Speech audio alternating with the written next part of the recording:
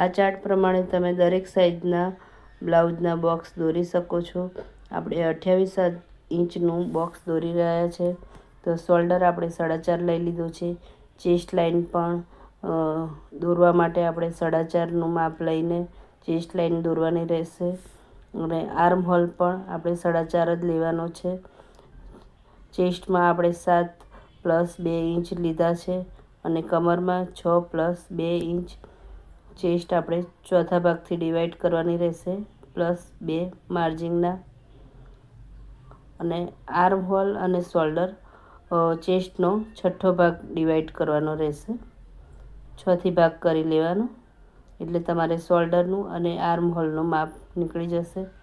હવે ગળાના અને બાયના શેપ દોરી દેવાના રહેશે. તો આ રીતે આપણે 28 ઇંચનું બોક્સ તૈયાર થઈ ગયું છે, જેનો